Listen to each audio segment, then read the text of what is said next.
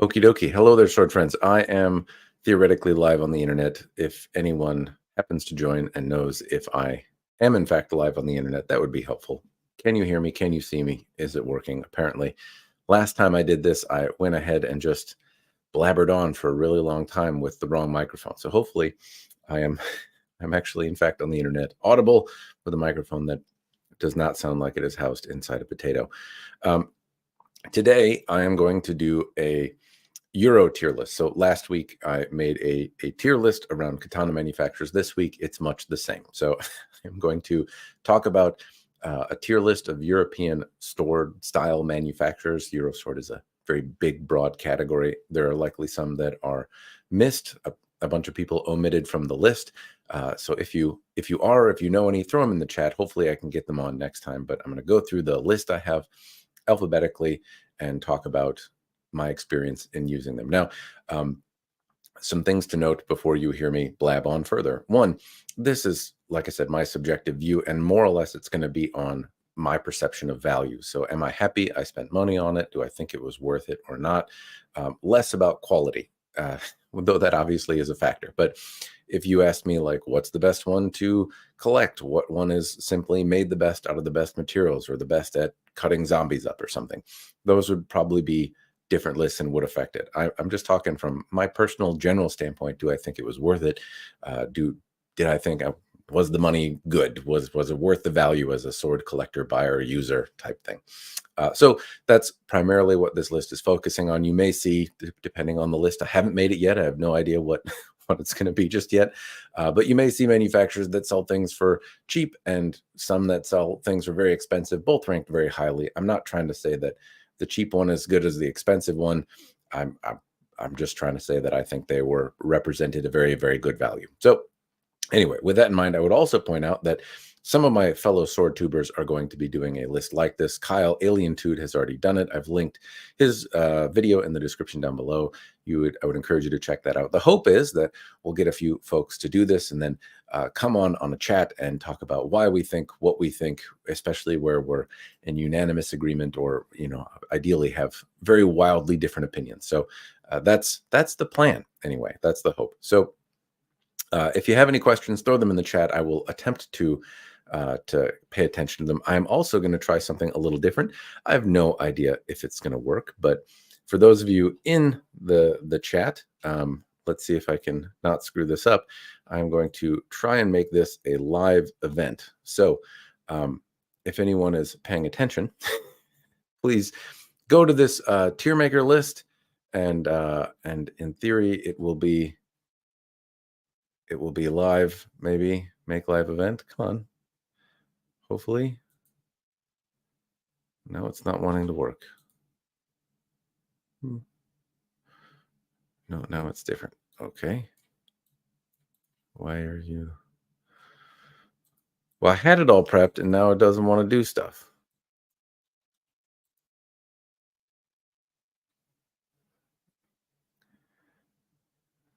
It's going to work. Don't worry. The plan is, while I'm doing this live, is to try and make this a live event. So I am hopefully going to be able to do that. Disregard the first link I sent. Apparently it's poopy. And now tier maker doesn't want to do anything. You know who I am. Come on. The joys of prepping. I thought I tested it. Okay. So now I'm going to put a link in. There we go. Second link's the charm. Now, for those of you watching the stream afterward, you won't be able to participate. Oh, come on. You're going to work now, right? Make live event.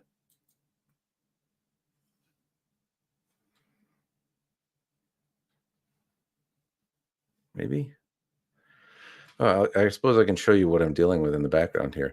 The hope was to make this a live event, so I got this tier maker thing here, and I can just blab about it the way I did before. But I thought it would be more interesting if I could make this a live event, and it was doing things before, but now create a live event. Create it. Okay, here we go. Well, now did I? Does that link work? Was the link I sent out the right one? It changes every time. Tier Maker Live. Is this? Maybe this is it. All right. Well, it only goes for an hour, so I'm gonna have to talk and go with some speed here. Sorry for the hiccups, by the way, everyone. I am trying not to suck at this, but you know, them's the breaks. So hopefully folks will be able to jump in live with me and talk about what they think are the good ones or not. So I haven't done the live event before, so I don't know how quick it goes or how frankly it works. But if you are participating, then you can go there and you can put some stuff in yourself. Anyway, so I'm going to get on with the list because it's, you know, I've been streaming now for 6 minutes and haven't gotten to the point. I'm going to talk about Albion first. It's probably not going to be a big surprise to anyone, but for me, this one goes up in the S tier. Oh, can I not? Yeah. Okay. Well, I guess I have to make separate things. Is that how this works? Herberderberderb. So I can't place it. My list. Yes. But I want to put it here, but it doesn't go there.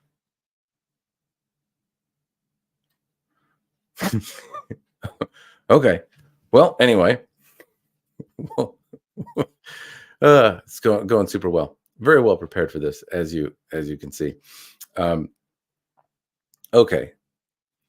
Anyway, Albion for me is an S tier. I might have to make this up a little bit later, but it doesn't show up here for the moment. Maybe is this my vote? Angel Sword. Let's see if it puts stuff in here. No, I can't. How do I do this? You go. Oh, there. That's how I do it. Bam. Okay. I know what I'm doing. All right. Albion is an S tier. Let me explain now, you know, almost 8 minutes in. Consistently, they make really good stuff, and they are relatively expensive. They range from, I think they're like $1,000 to start, generally speaking, and go to like $4,000 something dollars. Not inexpensive, and they might not necessarily look all that much different at a glance if you're just looking at a silhouette of a sword, but the way they feel, the way they're assembled, the way they're, you know, the whole experience of using the sword is really quite pleasant. They're modeled, not necessarily, some of them are modeled after historical museum things, and some of them are just interpretations of swords that could have existed. But consistently, I've liked just about every one that I've had. And some of them have not been for me, but I can certainly say that I haven't had too many bad swords from them. Well, I've had no bad swords from them, but I have had some that are not quite at the level, but they range from excellent to excellent-er. And so I would say if you see one in the wild secondhand, you have some assurance that it's a good sword. And chances are, if there's a type of sword that you like, if you pick up an Albion of that type, you will also like it. So to me, they belong right away in the old S tier. Yes, there we go. I'm going to try and keep fixated on the thing that I'm talking about, even though I've failed to do that. So for me, Albion, S tier. Moving on to Angel Sword. Angel Sword is a manufacturer that typically sells things at Renfest. They often have fantasy or Euro inspired type swords. I don't know that they make any particular claim to reproduce like a type this, that, or the other thing from a historic something such and such. But I have had some examples that were similar to Type 14s, and I have enjoyed them. They're sharp, but they're very fantasy inspired, and they're also very expensive. They usually start at around like $3,000-ish. And I've enjoyed them. The thing that I would talk about with Angel Sword is there are other things. Like, bear in mind, you're at a Renfest, right? It's not a historical gathering. It's not a HEMA event. It's a Renfest, and then they may literally be sold next to stake oil. So they cut well, they work well, they have a warranty, they have a trade-in program, or at least those are things that they did have last time I checked. And so for me, they go in the C category. C because they are really, really expensive, I think, for what you get. And now they used to use steels that were good and heat treat. You know, there's a lot of hype, and some people see that as factually inaccurate.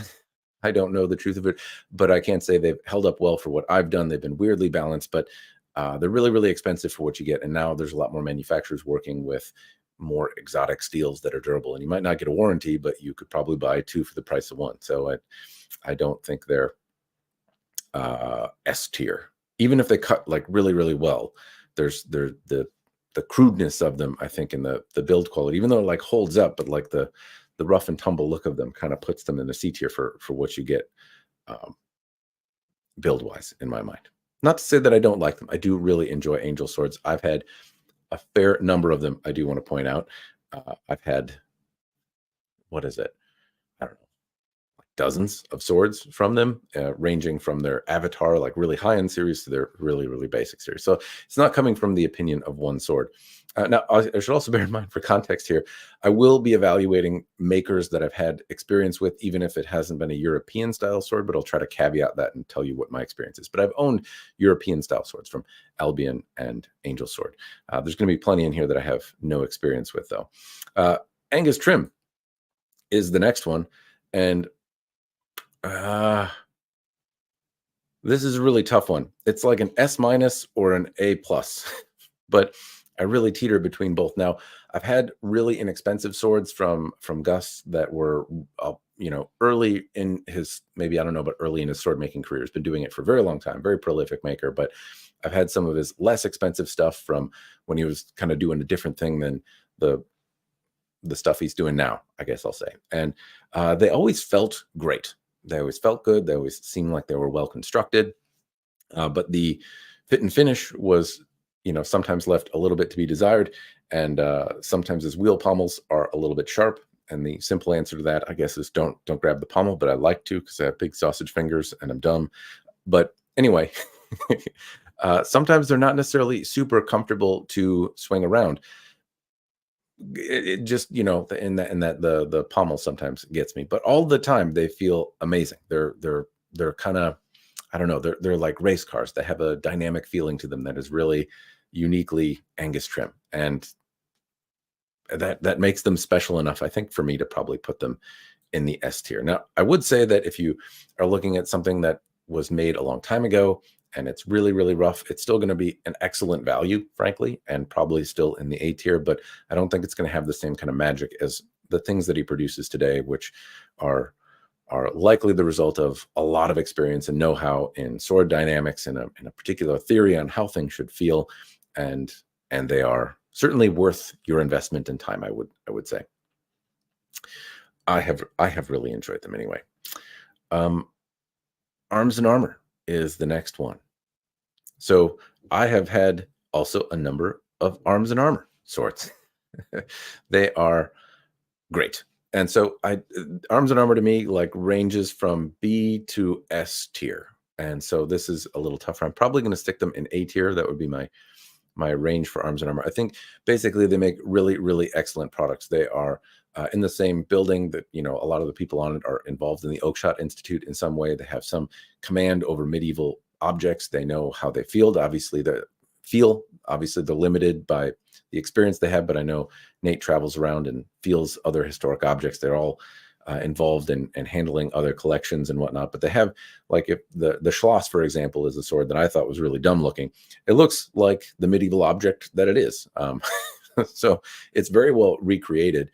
And if you wanted an Albion museum line, they're, quite a bit more money than the Schloss is. And the Schloss is like a reproduction of a sword that's there, and it certainly preserves the spirit of the original object. And they know what they're doing, and they're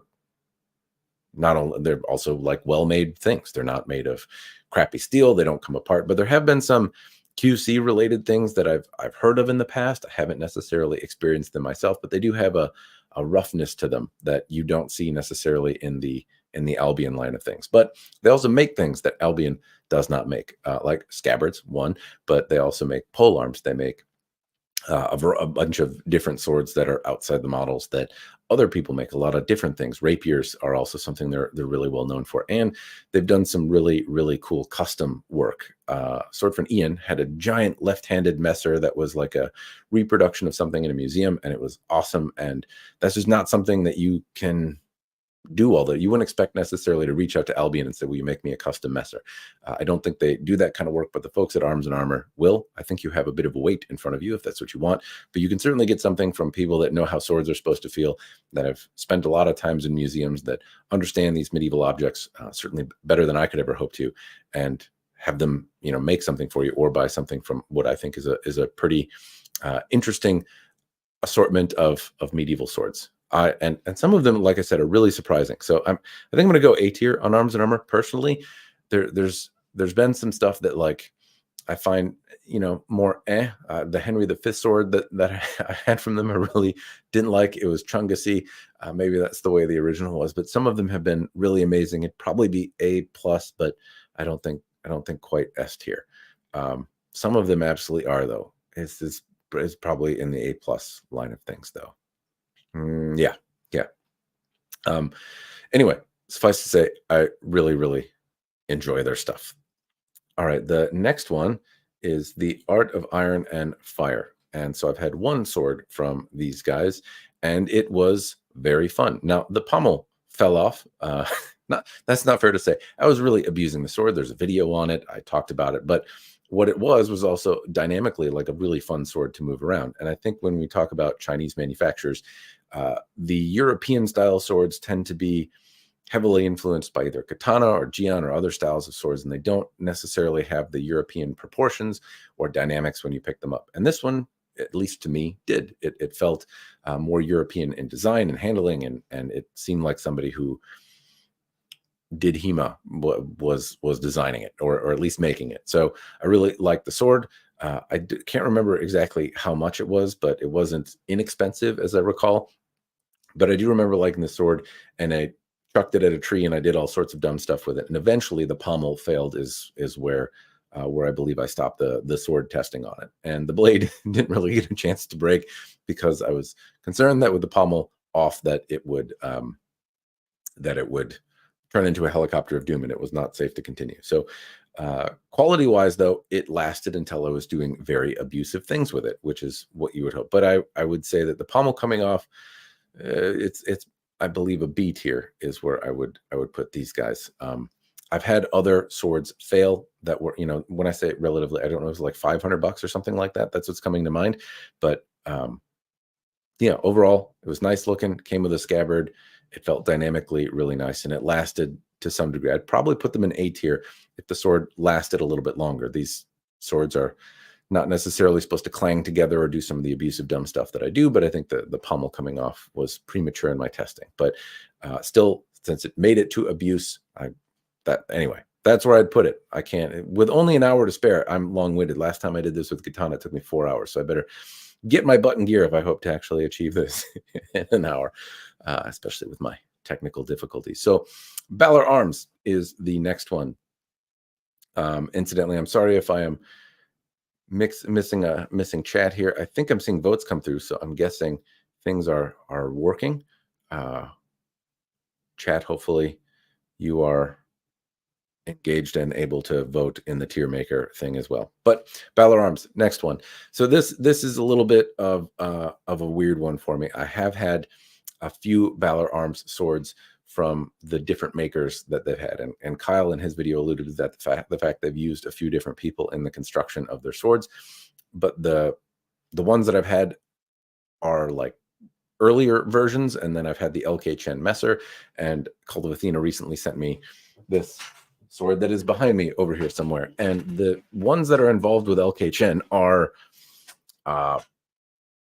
in terms of value, probably along the lines of an A tier. They are dynamically very nice. There are little things that I think could be better about them. The Messer review is probably going to be a better one. I've only done some handling of this other sword that I recently got from them, but like dynamically, they have all the things in them that a lot of Chinese manufacturers seem to miss when they manufacture European style swords. And they are not terribly expensive. They come with scabbards. I think they present an absolutely excellent value. It's my understanding, though, and frankly, my experience with some of the earlier manufacturers, that's not necessarily the case. The heat treatment might be dubious. The design, you know, don't think the designs are necessarily at fault, but the construction is at times a little bit dubious. The LK Chen version though is great. So if you're purchasing the iterations now that are made in partnership with LK Chen, then I would probably rate them higher. But as it is, I'd probably put them more in the B territory. I've liked the designs. They generally have felt really good. They do make things that appear at least a little bit different. They do all sorts of stuff that I generally think is good, even if you buy an older one. Again, for the value, these are, you know, usually below $500 or something like that. And some of them are, I've gotten some for like $200 in the secondhand market and whatnot. So that I think they generally are pretty good value. The next one is Baltimore Knife and Sword. So I've had some of these guys. They're durable and good.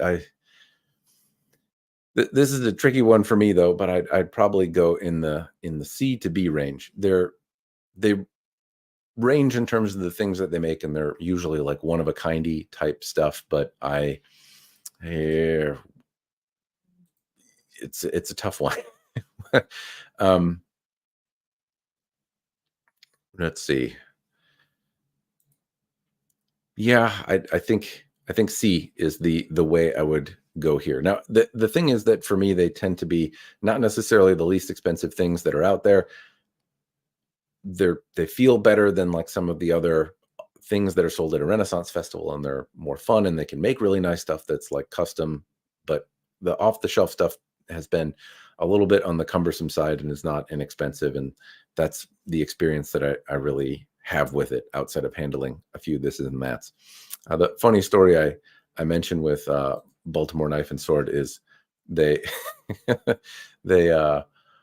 went to a Renaissance festival, and there was a very elaborate thing that I believe was crafted by Ilya. It looked really similar to some other European swords that he's made that have very elaborate engravings and stuff on it. And it was like $5,000 or something like that. And I asked to see it. I just said no.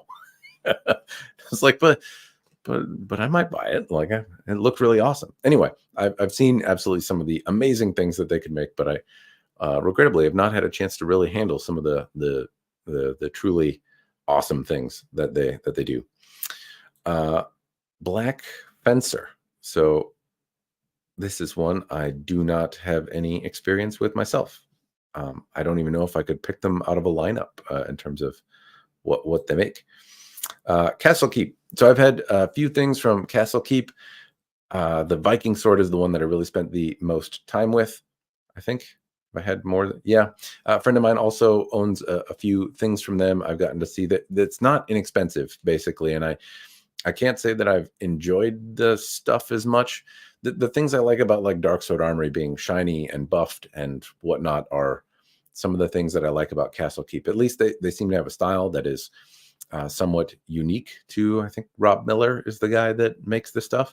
But I don't really like the Viking sword. It's not as historical. The dynamics of them don't quite seem as the magic, and they're relatively expensive. So as much as I like the look, I can't say that I've really enjoyed the way any of them feel, and coupled with a relatively high price tag, even though I'm sure they're durable, I can't say that I've found them to be a particularly good value in comparison to where my money could be spent elsewhere. Now that may change if you really like the guy, the style, the sword itself. I could see how that would change, but they're usually in the like $1,000 or couple $1,000s of sword to have one commissioned. And I think I would rather choose an Albion or an Angus trim if I were spending that kind of money. Anyway, to me, this is more of a C tier, at least in my experience with them, and based on the price tag associated with them. I made a review on the Viking sword, by the way, that I had from Castle Keep, and you can check that out somewhere on the channel. Cloudhammer. This is a little bit of a tricky one. Don't really have any experience with European style swords, so I'll put that caveat in, but I've had a number of experiences with the katana that they make. And what I've seen from European swords from them, they seem to not necessarily have the proportions like you would hope they would for a European sword. At the same time, they show capability for growth. And so I think they're absolutely capable of more. I would not be surprised if this rating improved over time, but if it's like a katana brand, I'd put it in the A, but I haven't even though I haven't handled the European swords, like the shape of them looks a little weird. I would probably put them more in the B side of things. And that is assuming that you're getting something that is probably along the S5 or some steel that they're making that's very, very durable. You're likely to get a sword that you can do fun stuff with, but I don't know if it's necessarily going to be shaped exactly like you would hope. But these are folks I think that you should watch because they improve things. And if Cloudhammer was capable of taking some of like the Ito that is made on that they use on their higher end katana, this like kind of suede leather feeling thing, and they found a way to wrap that on a European style sword handle and got some of the proportions right, I think they would be a really, really compelling offering because they've been some of the strongest katana that I've tested out there. They can make a sword that is very, very durable, and I believe that is something that the European sword aficionados sometimes appreciate. And they're not terribly expensive either. The katana are like $700-800 for an S5 katana, and so conceivably, if you could get a European sword that had the feeling that you were after and some of the luxury that comes with the other swords I've had from Cloudhammer, I think it would be a really compelling package.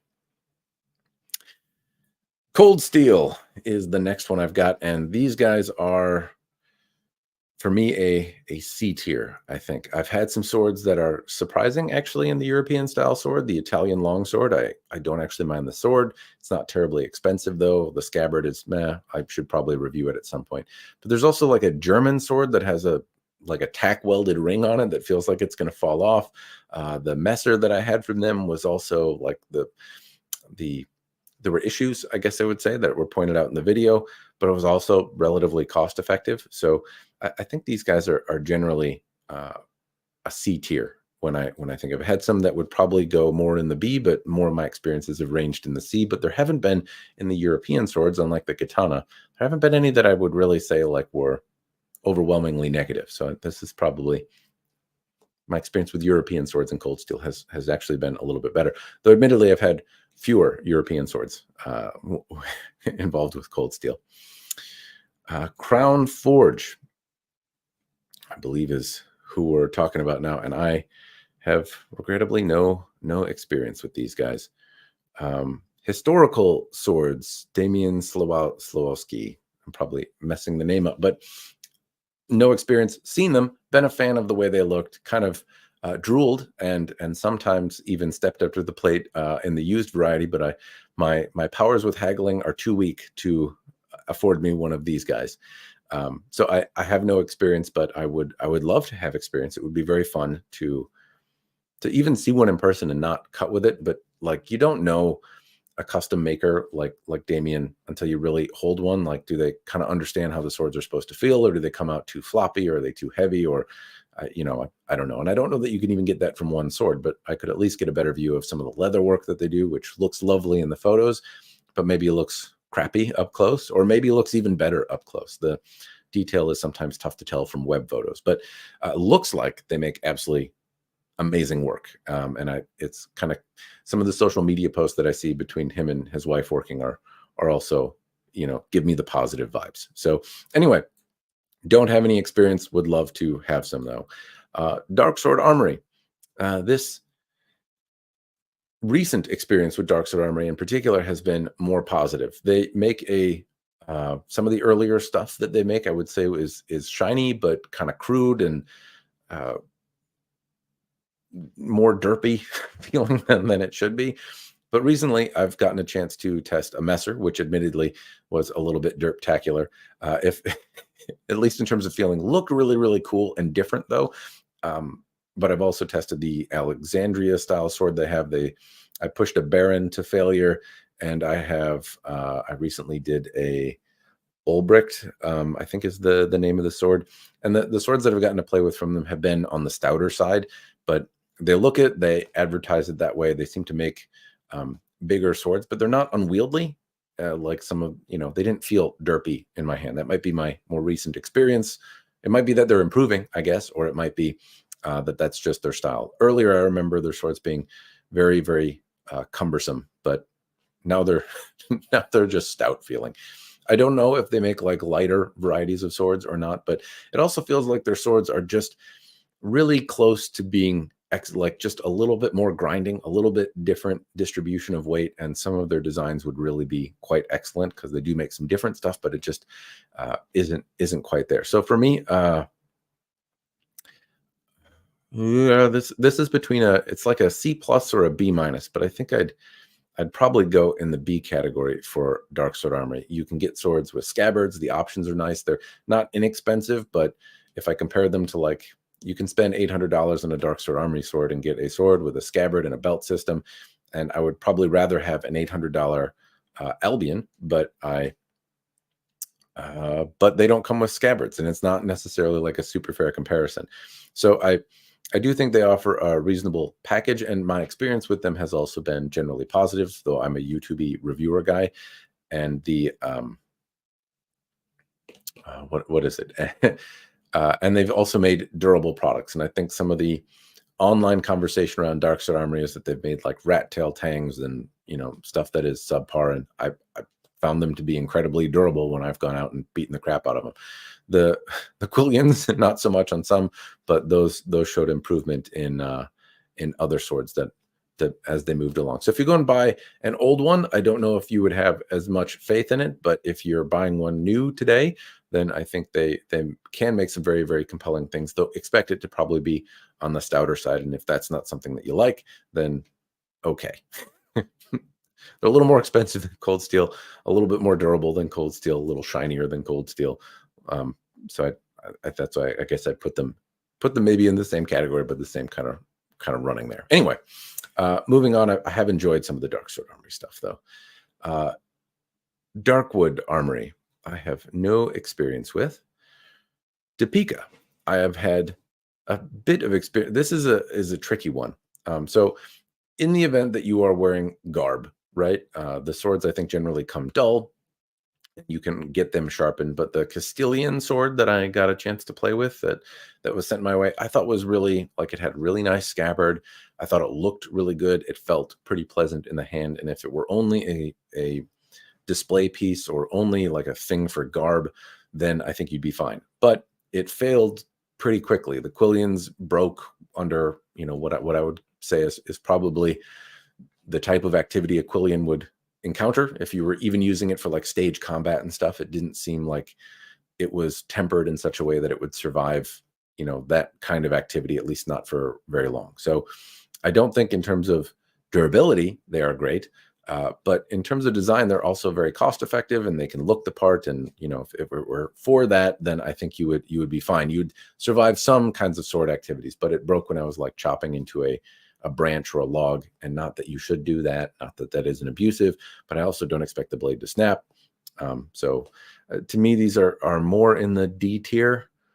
But with honestly, like if the heat treatment were improved, Deepeeka would be, I think, a really compelling value. If when I tested that sword, it held up better to sword-like activities and the Quillians bent instead of broke, it would probably jump up, you know, more than a letter grade. I'd probably put it in the B tier if the survivability of the sword was good, because dynamically it wasn't, you know, it wasn't particularly well designed, but it was fun, it was maneuverable, and it was really, really cost effective. And more or less it's a failure in the heat treatment from my experience that really lowers the grade, and not necessarily, you know, otherwise I think it would be a much better value.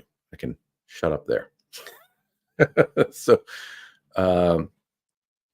Deltin is the next one.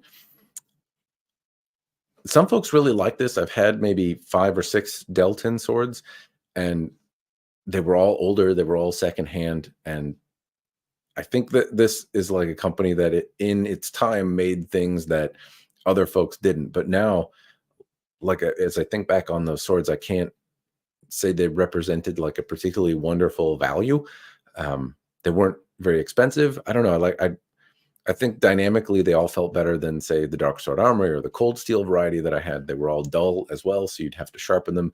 As I recall, the edges were not made in such a way that was necessarily the easiest of feats at times, but like they had some dynamics to them that were more pleasant, but not the same as Arms and Armor. They seemed to do a much better job. They weren't like in the same league or level. So this would be like a C+ or a B- kind of thing, but I think I would.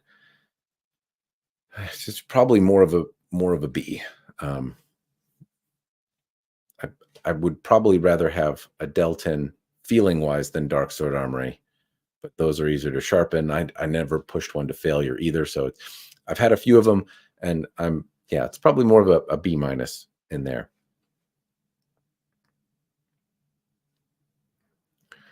All right. Where am I? Dynasty Forge. So these guys often, I think, use the same forge as Cold Steel. I didn't have any of their European swords, and I don't know. I think they did something just a little bit different for the European style swords, but I never really got to have one. And these guys strike me as the European swords were a little bit different. I saw Matt Easton talk about them. They looked pleasant. But even though I've had the katana from them, I never felt a European sword. And since my impression of the videos and the media that I saw made me think they were very, very different, I don't know that I can even say that I have experience. Normally I would talk about them, and their katanas are more in the B tier, I would say, for me, but or is it C tier? Where did I put Dynasty Forge before? I let me look at my previous sheet here.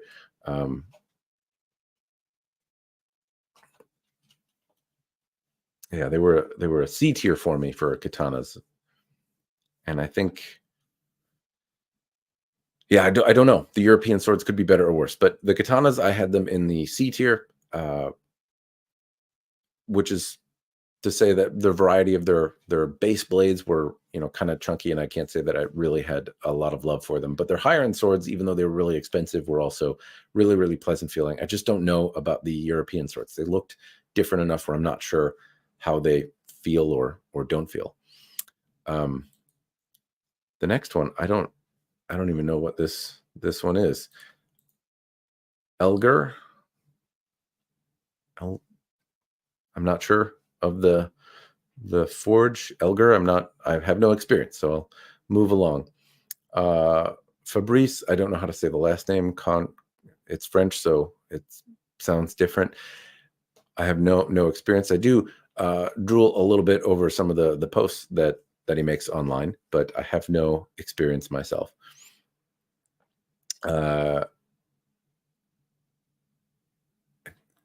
Faber, again, this is a name I'm familiar with from social media, and really enjoy some of the wares, but no personal experience. Cast Siberia. This is one that I have. Cast Siberia, Cast Hanway in particular. I have had a little bit of experience here to the tune of dozens of swords in the European variety from Hanway, and to me, these are C. And interestingly enough, I think the reason that I would maybe put them at like a C+ or teetering towards B would be like the variety of things that they offer at a really cost effective. I think they do represent generally a pretty solid value. But the Hanway Tinker line, which a lot of people kind of praise, and I can give it some praise too. It feels relatively good. It was one of the first swords like out there that didn't feel big and derpy and chunky, that was made out of China and had like replaceable blades, and overall was really decent. I've just had some failures with those swords, and I don't know. They feel really nice. They represent a really excellent value, and were one of the first to the party that offered that really excellent value at a more affordable price. But some of the other ones that I've had, like the Godfrey Viking sword, I can't say it's European-ish, I guess. Didn't really like that one. Some of the other larger ones, is it the Rhinelander? Also, I would say on the rougher side. There were also some arming swords that I've had from Hanway that I can't say that it's really the Hanway Tinker line that I would say I liked the most. But I haven't had some of their like really high-end European swords. I think they made a saber of some kind that was European variety. I don't know if they made like a Charlemagne replica. Anyway, there's been a few things that I haven't gotten to see from them. I know they're absolutely capable of amazing stuff, but my experience with them is between C and B, but I think I'll probably go on the B side. The Tinker line does represent a really amazing value. Oh, I better hurry up. 25 minutes left. Honshu. So the Honshu line did not like the Haven't played with a European sword. First off, haven't done it. Played with a Wakizashi. That Wakizashi thing broke what I would call prematurely, but it was also relatively expensive. This is probably a D tier, but based on the Wakizashi experience, the Honshu line is like a tactical kind of thing, but the European swords may be better, and other YouTube folks like Shad have really enjoyed it, and theirs seem to hold up better than mine has. Incarius Craft, no experience. John Lindemo, I have some experience. To me, his work is in the S tier, but it comes at a price. So I have a St. Catherine European sword. I've talked about it. It is one of my favorite feeling swords. It is wonderful, and it was very early in his career, and so I'd imagine that he has made more prolific, awesome things since then. But they cost a fair amount of money. He also does some like fantasy kind of stuff, and it is very cool. Josh Davis, I have not had any of his swords personally. I think he worked at Arms and Armor for a time, so it's possible one of the Arms and Armor swords that I had was ground out by him or made, but I haven't had any of his custom wares personally. Casey Lund, no experience. Kingston Arms. I have had experience, and I want to say that I've had a handful of experience, and they like this is like a C tier for me. They all have some kind of thing going on, but they they all generally felt really good. But like the crossguard wiggled on one, the blade was, you know, not particularly sharp on another. The scabbard, meh. Like for $500-ish, I don't think they're necessarily a bad deal, but they all have had something keeping them down a little bit in terms of fit and finish or assembly kind of stuff, which is generally harder to deal with. I haven't pushed any of them to failure, but they all have, you know, taken some general abuse and held up reasonably well, but not as well as some of the others, and come with some manner of issue, and also been a little bit pricier. And if that price accompanied like an overall higher level of quality control, I'd probably put them in the B tier, maybe even they're like B plus teetering on A tier, because I do like the look of some of them, and they generally feel pretty good in the hand. But my experience would probably be more in the C tier. Kvetten. Did I have a Kvetten? I think I had a Krieger Historical, not a Kvetten. I don't think I had anything from Kvetten Armory. Lands Connect Emporium. So this is hot-ish take, but I'm gonna put Lands Connect Emporium up in the S tier, and there's a reason for this. So one, the swords have all felt excellent. Wasn't a big fan of Messers. Lands Connect Emporium made me a fan of Messers, in conjunction with Sword Friend Ian, who graciously sent me a number of his collection from these guys. But I have really enjoyed, they've like made me a fan of the things that they're making, made me a fan and kind of rethink rough looking swords as well, because they do have kind of a crudeness to them that not everyone necessarily enjoys. But they are, I think, very reasonably priced. They're very durable products. I'm supposedly they're sending one my way that I'll be able to push to failure at some point, but I haven't exactly been gingerly with some of the swords that I've had from them, and they've held up really well. So they seem heat treated well. They seem made well. They also seem to be like made with this continuous improvement idea in mind, where they're really trying to make a sword that's gonna like survive, right? And they're also they're a fun group of folks making it. They make, I think, cool and different things that are unique on the market. They also do some custom work and stuff. Sword Friend Ian has had a number of different custom pieces made that all are not inexpensive, but also not like the moon kind of expensive. And the fact that he can get like the monster messer with all these complex fullers and cool stuff going on is just really cool. But they're like base Gunther and Gustav model messers, I think, are not terribly expensive without like a scabbard, and they feel really good. They're relatively durable products. Well, I think quite durable products. They feel like weapons. They're nimble, and they'll make you a fan of messers. So if you haven't had a chance to play with a Lands Connect Emporium piece, I'd encourage you to check one out. They have been worth the price of entry. I'm very lucky to have had one sent my way by Sword Friend Ian. It's one of the swords still that I just kind of go and pick up and handle. Like it's a fun sword, and it makes me smile. So I really enjoyed their stuff. Really enjoyed it, and so I will shut up. S tier. Next one, Light Swords. I have not had any from Light Swords. I'm going to mess up the name. I'm just not going to say it. This one here, haven't had any experience. Living History Market, I don't think I've had any experience with these guys. LK Chen, so I have had their Messer, which was made in the Balor arms line. I've had a number of their Chinese swords, and I have a arming sword behind me that was made for Balor arms, but I haven't had their like bespoke LK Chen. I think there's an arming sword that they make that's just from LK Chen. There's a saber. I haven't had the European style swords that weren't made in partnership with Balor arms, but I have had them. And like I said with the Balor arms, if it were just the LK Chen stuff, I would put it in A tier. And so that's what I'm going to do with the no, that was S. Hey, I guess I only get one vote. It's supposed to go to A, not S. All right. I must have hit the wrong button, but this one is supposed to be here. Shenanigans. I call shenanigans. But I would put them in A tier. Not quite S tier. Like the Quillins on the Messer were not great. There's some hot spots around some of the other pieces. Some of the construction I think could have changed, but they're also a company that continuously improves. So it may well be that they will earn the rank of S tier one day, but they shouldn't technically be there yet for me. Okay. Lucas Mel. I'm probably screwing up the name.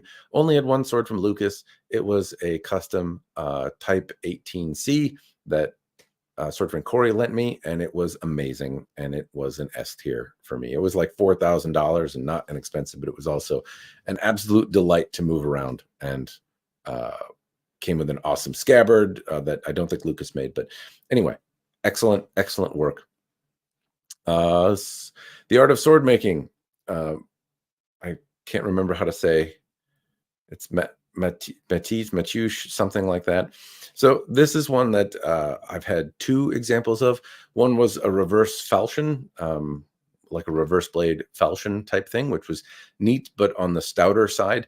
And then the other was an arming sword that I had that I believe was dull. And they're not inexpensive swords. And I mean, I kind of would put them just a bit below Arms and Armor.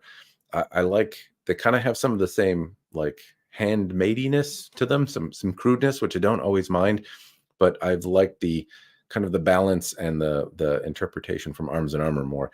So I'd probably put it more in the B tier in terms of, based on the value in terms of what you get for money.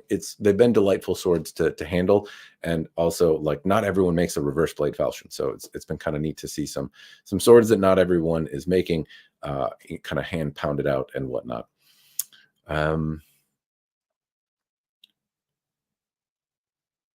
This is Malice Marshall. I have not had one. Marshall Subtles. I have not had anything from Marshall Subtles. McHugh Sawalski, I've not had anything. Well, admired again, really cool swords in terms of looks, but I have not actually had one. Tinker, I've had some swords from Tinker. So these are like custom one-of-a-kindy things that he's making himself. And bear in mind that they, like, at least I pinged him on Facebook when he posted one for sale, and I got it. And, you know, it was like $1,200 or $1,500. I can't remember exactly what it was. And it was a fun feeling, kind of one-of-a-kind sword. I'd probably put it in the A tier based on feeling. So there were some cosmetic-y things, you know, like the blade had some ripples in it and like things like that I don't know how much you care about or not. It was a handmade object though, and showed signs of it. And Michael was very gracious with his time and talking to me about it and coming on like an interview kind of thing about the review I made, and we had some good conversations around it. But I enjoyed the way it felt. I enjoyed the way it felt. It was a nice sword, but it was also not inexpensive. And so you know, if I'm looking at like, would I rather have a custom thing from Tinker or you know, a piece from Arms and Armor? I've had some other pieces from him as well, though. I've had a custom falchion, which was relatively small, a sax, and a few other thises and that's that I've had from Tinker. And the work has all been very good and, you know, nice. I wouldn't quite put it in S tier, but I think quite highly of the work. I have a lot to get through and 15 minutes to do it. So I have no experience with Nicholas Cachucholo. Owen Bush. Would love to play with something, but have never gotten a chance to do it. The same with Peter Johnson. This is one that I would really. There's a sword called the Vorpal that he made that is probably like my favorite looking European sword. It has just this perfect mix of fantasy and craftsmanship and prettiness, and he's made some other really amazing stuff. I'd love to play with, see with, just get a chance to hold and photograph some stuff from Peter, but I have not had the pleasure. Pernodinal, I've had some good stuff from him. I've had a chance to play with two swords. One was like a Type 18C that I made a video on, and the other was a Hallstatt sword, I think, a custom variety that got sent to me to push to failure. And I have been reasonably impressed with what he can do in terms of like taking somebody's idea and making a one-of-a-kind custom object on a budget.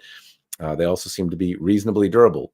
They have some rough and tumble looks to them, but are overall quite nice. And just the custom nature of them, I would say, puts them in a B for they work, they're custom, they feel like swords, and even if they're a little rough looking, they're affordable. So I think that's a reasonable value. Reginier, this was dainty. I believe Reginier had a Messer that I got to, no, not Reginier.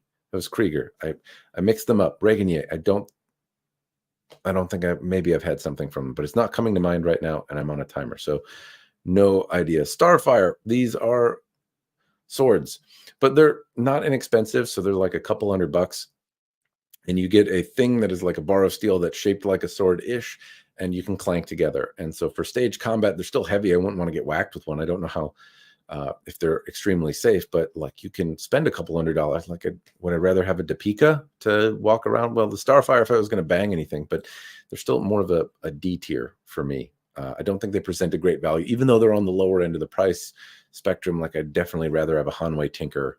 The thing that I like Starfire for is maybe exactly what they're made for. They're sold at Renfest, and like I have a small one that I'm keeping in case my son wants to go whack things in the yard while I'm doing stuff. I'll have a sword that he can hit logs with, and it won't, break apart and hit him in the face. But it's like a sword that you want to give somebody when you don't want to give them a sword, but make them feel like they have a sword. Maybe that's the best way to put it. So if that's your use case, then S tier. But apart from that, the D.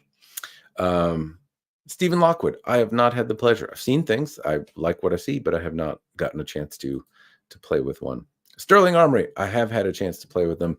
I really enjoy the Sterling Armory. They're the experiences I've had are right up in the S tier. They have some nuances that I really appreciate, from the stainless steel guards to the dynamics. Chris knows what he's doing. The way the grip feels and just how it locks in your hands. And he gave me an 18B sword that made me feel like I could trim eyelashes. I think they're absolutely excellent products. I don't know if the refinement is the same as Albion. They're different though, but I really, really enjoy the products, and I think he would probably tell you he doesn't deserve to be up here. He's a humble guy, but I absolutely think it does. They make excellent products. Swordier, I might get a chance to play with some soon, but don't have any yet, so can't tell you much. Todd Cutler and Todd's Workshop. I have had some daggers. I think I've played with a sword from Todd. It might have been a Messer. I haven't gotten a chance. I can't recollect on any of them enough to say in either case though. Value, I don't know. And Todd has like a whole new line of swords that are being sold, and he's made a lot of daggers, so I don't know if any of the experience I have was really relevant to what you would find nowadays, but it does seem worth it. He's a guy that has a bigger following on YouTube than I do, thinks about historic stuff, I think has a good idea of how to make a good sword, and so it would not surprise me if these are very compelling options. Valiant Armory. I need to caveat this with my experience with Valiant Armory is solely based on the old versions of stuff that they had, which were blades made in China. I haven't had any of their US made blades, and I don't know if I've gotten a chance to play with one even. I might have, but I've had a number of their models from back in the day when they sold swords for like $500 to $800, and not any since they've shifted like the entirety of their production to the US. And so I'd imagine that there's a difference in quality, but I don't know what it is. So if I separate that out, though, they were a very solid value. Some of the blades were relatively whippy, and we're not necessarily, the this would be a B plus. Like I hesitate putting him in the same category as like Dark Sword Armory because of the European. The scabbard work was great. The look of them was compelling, but some of the blades were like whippy and did not were not necessarily great. So I'd put them in the B tier, but they would get like a B plus from me. All right, Victor Burbeck. I have no experience. Vance Evans, again, one I would love to play with, but no experience. This is, who is this? Vladimir, no experience. Don't have any with that. Windless. So it looks like there's Royal Armories Windless. So I'm going to say I don't have any experience with the Royal Armories line from Windless. I hear it's a step above, but I haven't played any. Windless Steelcrafts, though, I have. And this is gonna go in the C tier for variety, but I've had some probably F tier experiences from Windless, and I've had some maybe B tier experiences from Windless, and they offer like a ton of variety, and I think generally offer a compelling way to get a sword that is affordable and decent. But the Battle Cry line that I tested, breaking at the hilt where it did, it survived to a point, but yeah, this is like a C, but kind of a C minus. I think I'd rather have I'd absolutely rather have a sword from anyone else on the C tier than Windless. So I think that's probably the appropriate spot for them, even though Cold Steel, I think, has some stuff made by Windless. All right. Winter Cutlery. I have none experience. Universal Swords. I don't know. I think I have some experience actually with Universal Swords, but I don't know enough. I can't tell you off the top of my head what it is or how much. I don't know that I could really. I'd have to think about it. And I don't have time to. I got 8 minutes. so I'm gonna, for in this particular one, it looks like some people are saying D, F. This is I'm not sure. For me, Enster. This is one I do not know. No experience. Right. Heart Swords? Nope. Carlos. This is a name I recognize. Posts cool, awesome stuff on social media. No personal experience. Lonely Wolf Forge, Wes Beam. This is interesting. I was actually messaging Wes earlier this morning about stuff. But the only experience I have with Wes's work, Lonely Wolf Forge, is when like he first started.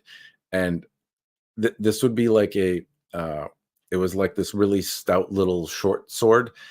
And in terms of dynamics, like D was my experience with the like big brutish swords that he made. Now, again, please know this is really early in his career. The stuff that he has posted lately looks much more refined, much different than like when he started out. Everybody grows. He's absolutely fits into that, and so this is not a fair comparison that I have to him. But early on, even he had this design that I appreciated, which was like I could look at a sword and see like I think Wes made that. But I have no like real relevant experience. If I were to give him a grade here, I don't know that it would necessarily be fair. This is a guy that does one of a kind bespoke things, and the only experience I have is like 2 swords that he made like when he first started, and I got both of those really like secondhand, so I don't know how much customization and stuff is going to be done. So I have appreciated some of the stuff that he's put online and his style. Not a lot of it is for me personally, but I do like that he has kind of a recognizable style to him. But I don't know enough about his work currently to really say anything fairly.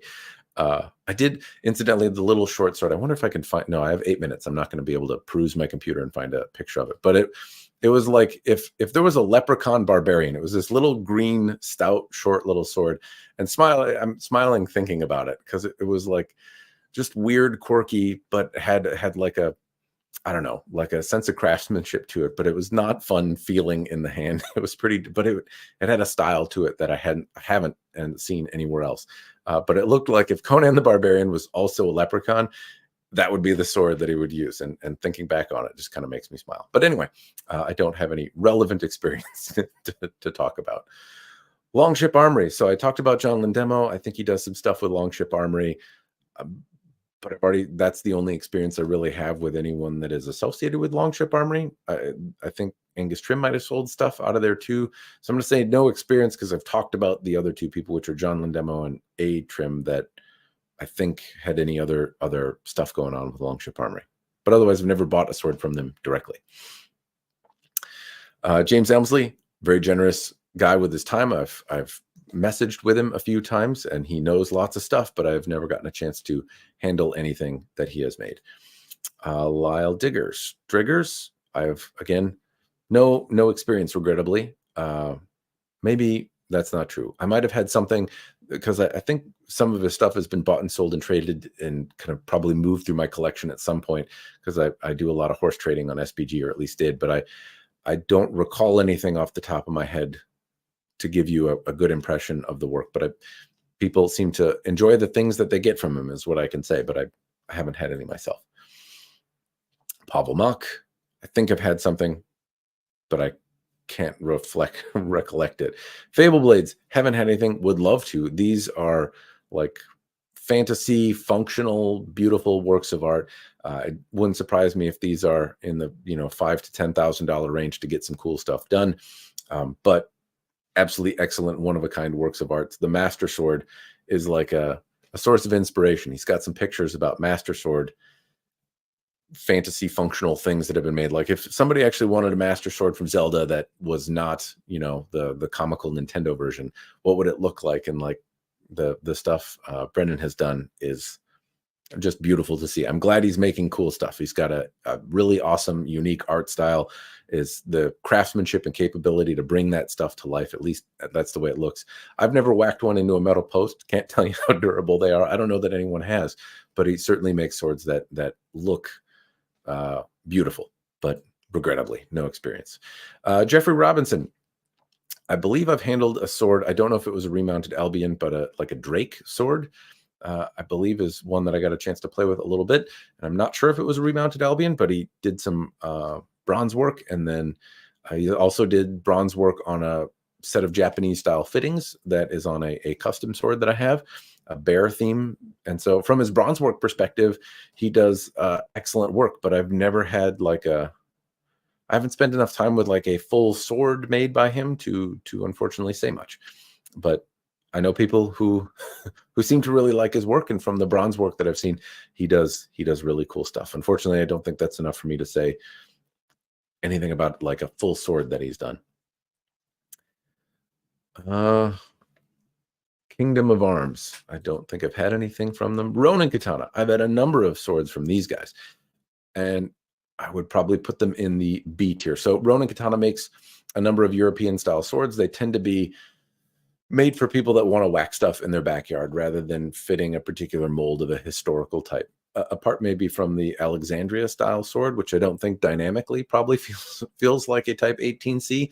The point of balance was a little forward, but it looked the part, and it was not terribly expensive in comparison to all the other type 18Cs out there. I think they offer a compelling value. Now, if you have the capability of like rehilting or making a handle, then I think some of these might come to life more. If you can grind some of them, then maybe you are also okay. If I look at some of the others that are on this B tier, it'd be tough to fix whatever issue was going on with the pommel. Heat treatment is not something that you can necessarily redo. The overall shape in terms of adding material, you might be able to thin this down, but I don't think they make like the profiles wide enough. Dark Sword Armory would probably fit into the same category here, maybe Deltin's as well. But Ronin Katana, I feel like if you had a little bit of time with a belt sander, you could thin it out up at the kind of the top third of the blade and probably make something that dynamically felt very good and also had a very strong heat treatment. All of these that I've tested have been very, very durable swords. They feel probably around the Dark Sword Armory, like they're big, they've been stout. Not all of them. There was one that I tested earlier on that was quite a bit more nimble, actually. They cut well, they're durable, they hold up really well. So if you're looking for something to have backyard fun and you're not necessarily married to any particular typology, then I think they would go B tier for me. Krieger Historical, I had a Messer from Krieger. It was really fun. It wasn't terribly expensive. I like the Lands Connect Emporium stuff more, though. These guys would go B tier. Paul Binns, I have not had. Brian Kerce, I have not had. And I made it through in an hour with 17 seconds to spare, only noting that if I had Temple Forge or Patrick Barta, even though I've never held anything in my hands, I'd be tempted to put it in S tier just because of the photos being the prettiest things I've ever seen. Anyway, that is the timer up, and so I've made it through the list. And the only error that I made was LK Chen. You belong down here, buddy. But still in good company. There's a lot of manufacturers that I have not had the chance of playing with, and so it looks like I gotta get my button gear and buy some more European style swords. There's some big ones in here. I think Incarius Craft is one. Josh Davis, I think, is a Minnesota guy. He lives probably, I don't know, Stephen Lockwood, Todd Cutler. There's plenty of folks in here that seem very accessible that I'm kind of surprised that I have not had run through my collection at some point or another. But I digress. Anyway, those are my thoughts. So I am sorry as well for not making more views in the chat. Looking back on the chat, so it looks like I've missed a lot. Sorry for not. I was on a timer. I was stressed. So other folks are mentioning. I'm going to go back and try and read some of the chat. Link worked. That's good. People were voting.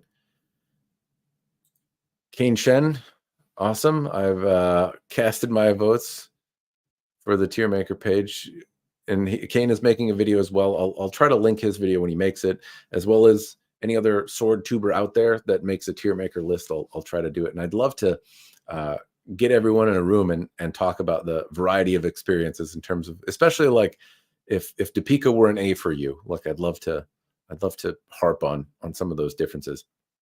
Just got my first Euro sword, Hanway Civilian Shashka, 0 distal taper. Roger trying to, yeah, I imagine that's going to be a little bit to grind. I have not played with the Shashka from Hanway. Shashka are one of those swords that I would love to play with some originals, but I have a fascination with Shashka and have very little experience, but I'd love to have more. Mike is here. My buddy Gary works there. I don't, well, at some spot.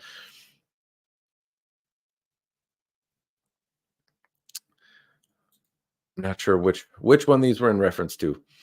Jakku Jian built like a European arming sword. Jakku is probably one that makes Jakku and Ryan sword actually are probably folks that would be worth mentioning. They, I think, can make custom varieties of European style swords. I don't know that I've seen many of them, but I've seen like styles of European swords. And if I like, Hanway is kind of up on the B tier because they can make a sword that dynamically feels like it. I imagine that Jakku and Ryan sword, because of the dynamic side of it, would be more in the C tier. If they make swords like their katanas, they're probably well built and are going to have like relatively clean looking blades, but I don't know dynamically if they like know the proportions that the European swords are supposed to be, or if they're harder to make, or what the deal is. Ronin katana has gotten reasonably close, but some of the swords, they missed the distal taper. LK Chen, out of the Chinese manufacturers, is doing the best. I was actually surprised. This one behind me over here, not a style of arming sword that I'm particularly fond of. I would think it would be kind of derpy feeling, and it's not. It kind of impressed me out of the box. I'm looking forward to actually playing with it. So I'm glad I have it to review. John and RV Katana since feedback back to Cloudhammer, Boss Russell, their Chinese swords are pretty amazing. That's not a surprise. They put a lot of effort into getting better, so I'm not surprised. And it wouldn't surprise me if they become a force in the European style sword making too, if they put energy in and taking some of the things that people really like about their katanas and putting them into the European swords and get the kind of size and the model options available that people seem to go for in the European market. They could be make a very compelling option, I feel. Lucas makes some incredibly great looking pieces. He does. And The thing I liked about the piece from Lucas was the feeling of it, though. I remember having a Type 18C from Lucas, and I had the Ronin variety, and I think I had the Dark Sword variety, and I think I had the Albion. And I mean, even though the piece from Lucas, I think, cost more than all of the others combined, it would still be unequivocally the one to choose. It had kind of, well, it also had a fishtail pommel on it, which made it not fair. But I really liked the example that I got to see from him. It was really well portioned. He seemed to have a very good command of how a sword should feel. Honshu European swords, I think I mentioned it. If they're like the Wakizashi that I tested, then I would say that I'd be nervous about the pommel. Like some construction aspects of it would give me pause, and I wasn't super impressed with how the blade fared when I tested the Honshu Wok. But other folks like Shad have had a Honshu style like broadsword thing, and he likes the weight, thinks it's endearing, and has also done some aggressive things with it, and it's held up better than the example that I have had. So I'm speaking from my personal experience and saying that Honshu is more in the D tier, but other people may have very different experiences because I only have that one to dwell on, but it's a relatively recent one from their series. If I see Swordmaker, I want to say he was on here. It was in the one that I had no experience with. Swordmaker Elgar. There was a name that I remember seeing. It might be this one here. This guy. I think this was it. How are you? I am doing well. Mosby, what are you doing watching sword videos? That's Mosby. I think it is. Just saw this popped up. Looking forward to talking when we get a chance. Good. So hopefully I will cut things off in the not too distant future here. The plan is that some other folks will go through this tier list. Maybe we'll make it an event that happens more than once. Not sure, because it seems like there's some that perhaps we missed.